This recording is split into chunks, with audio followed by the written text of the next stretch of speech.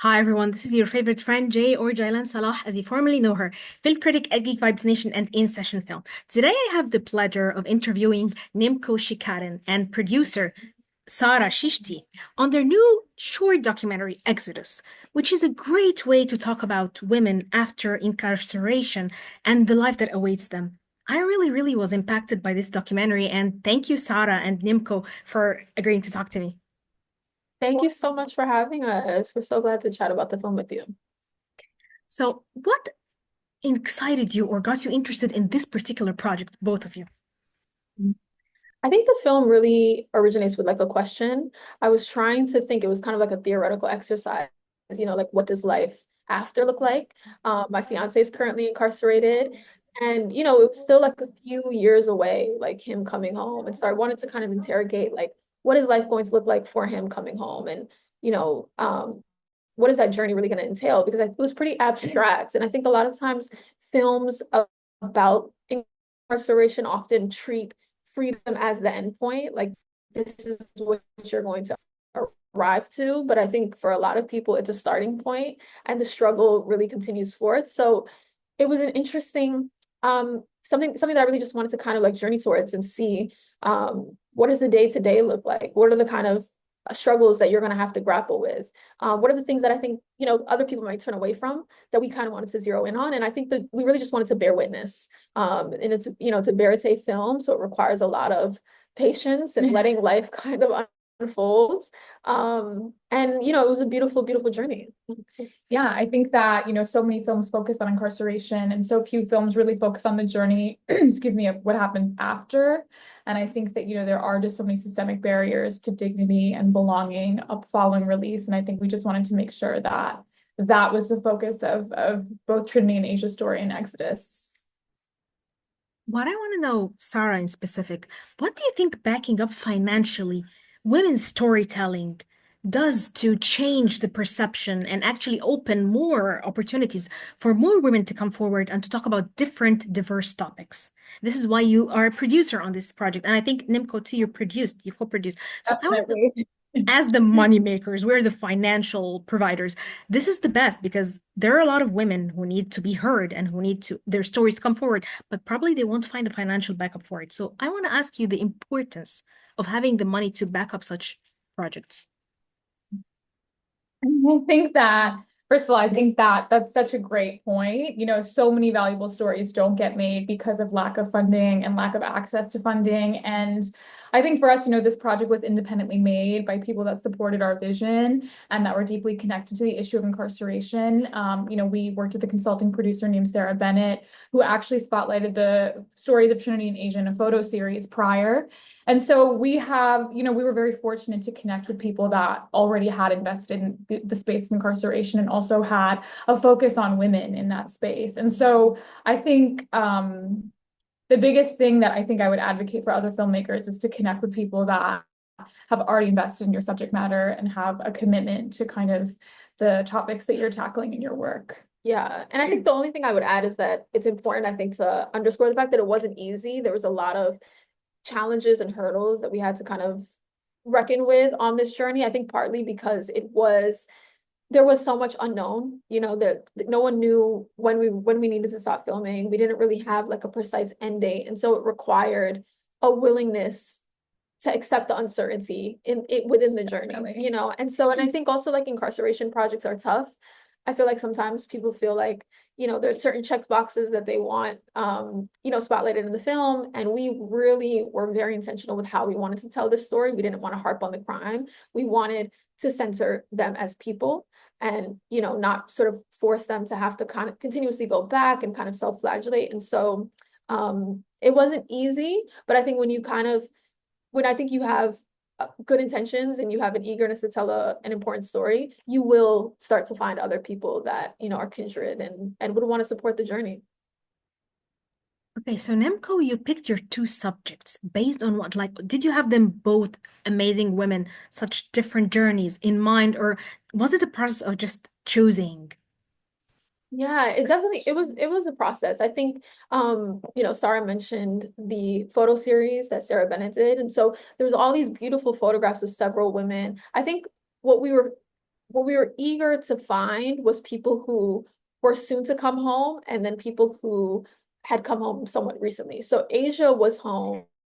Her story was super interested, of course, because she was deported following her release. And so obviously the immigration aspect, the deportation aspect was important. And I felt like it was critical to spotlight what it looks like for immigrant survivors who are being doubly punished. You know, you're not just having to serve your sentence, you're also then having to, you know, be separated from your family. She never was able to get the proper reunification with her kids, with her mother.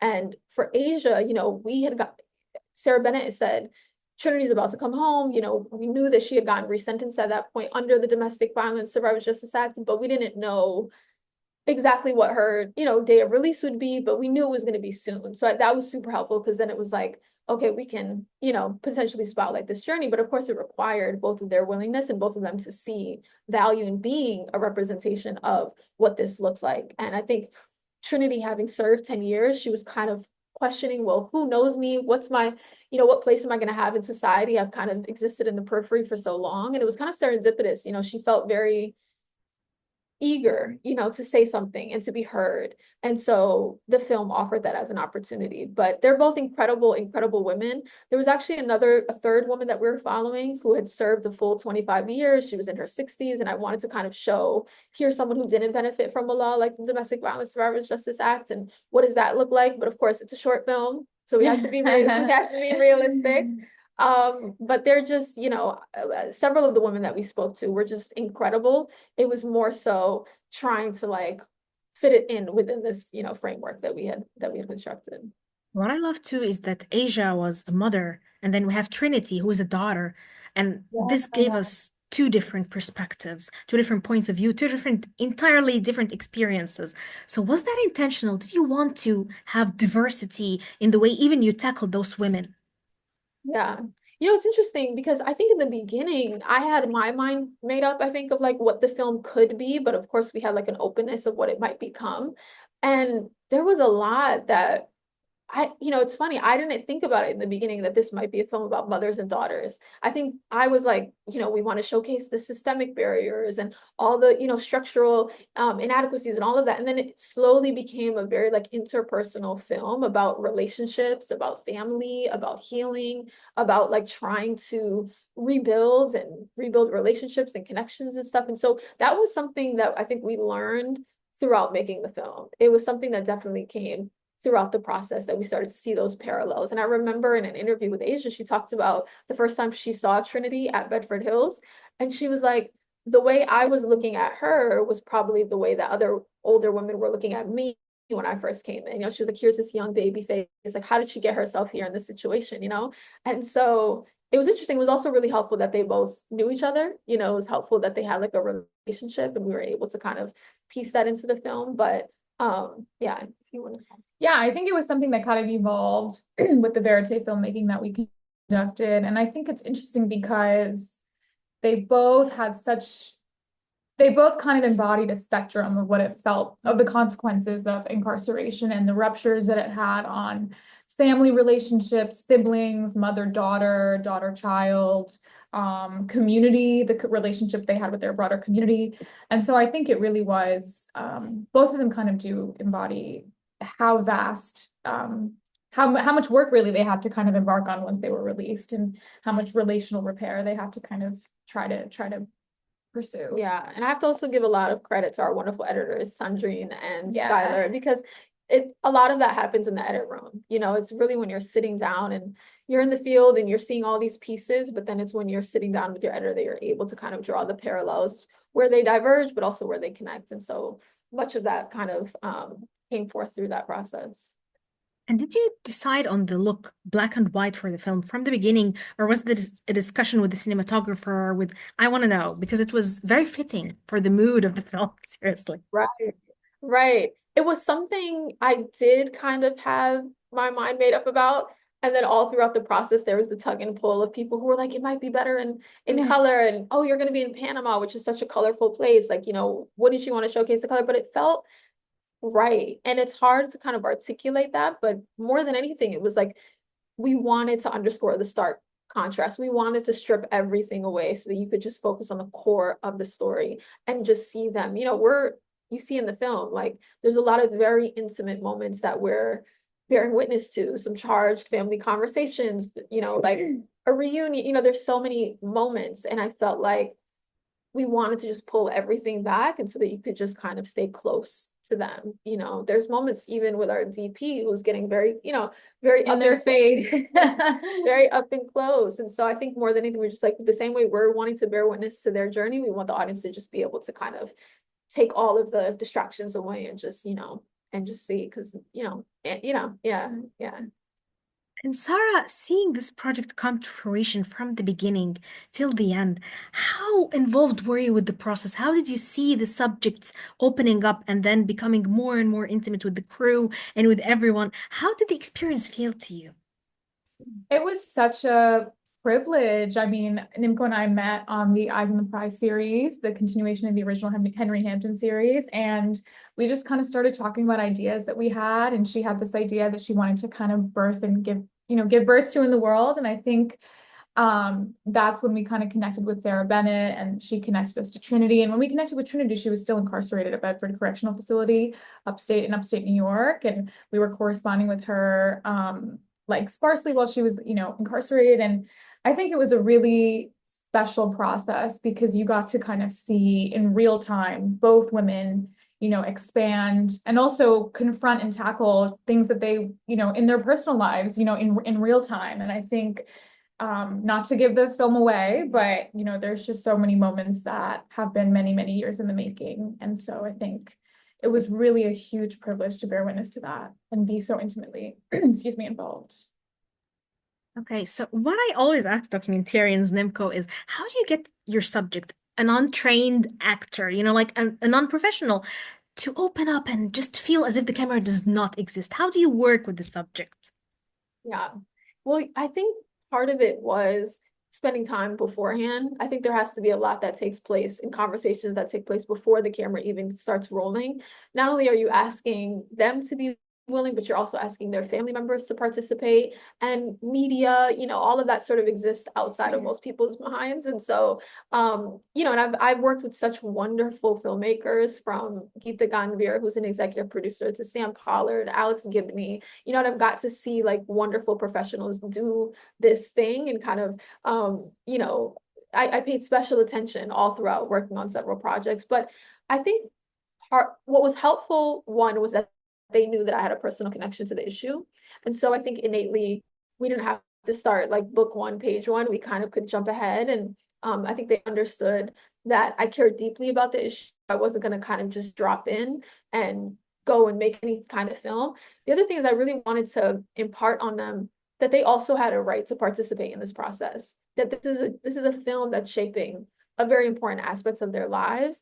And I don't feel like I have 100% say so. They also could participate and share feedback and, have that kind of like open feedback loop. So it was helpful. And I think that it was a journey, it was a journey. And I also wanted to empower them to know that they had a right to say no. If there was something they were uncomfortable with or they didn't want to show, more than happy to kind of respect those boundaries. So, and we worked with the same kind of small crew. Like they got to know our DP, they got to know, our producer. We all kind of connected, and it was just through a lot of conversations and,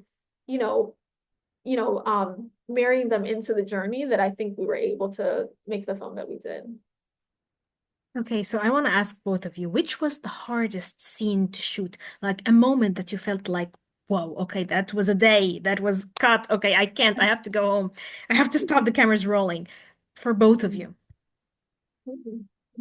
I think for me, it was Trinity's release day, because there was such a huge question mark. The prison was trying to do all that they could to keep her, because they were like, so sudden, her lawyers were like racing. Like, I mean, it was a day. And then we actually went up to Bedford one day. We thought it was going to be that day. We didn't. It didn't work out. We ended up having like a 4-hour drive, so one way. So there was a lot of time invested. Yeah, and so then we had to go back, and her, it was just a lot of logistical pieces that we kind of had to figure out. And we ended up just, I think that day, just going in and having a regular visit with her, just getting to chat. And she was like, I'm not coming out today, but hopefully soon. So just figuring out all of that. And then on the other end, also same thing with Asia, with her kids, when they were getting in, we had to make sure that we got into Panama before they did, spend some time with Asia and then film it. But it's more logistical, but I think when you have the willingness of the participants, it's not, usually things kind of flow. But it was, those were kind of some logistical pieces we had to figure out.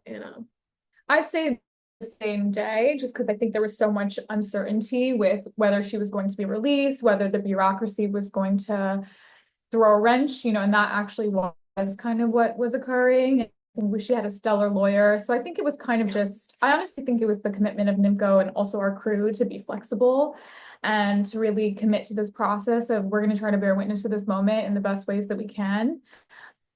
But yes, I think her release day was super tenuous and also very sensitive. This is someone who's, re-entering, the world, exiting Bedford after 10 years. And so it's having to kind of offer a sensitivity that, it's having to offer great sensitivity in that moment as filmmakers. Definitely. Well, Nimco and Sara, thank you so much for talking to me. It was a great conversation. What a great and impactful film. Can't wait for everyone to see it. Thank you so much. We're so glad. I mean, that's wonderful questions. So Thank you. Thank you so much. I'm honored. Thank you.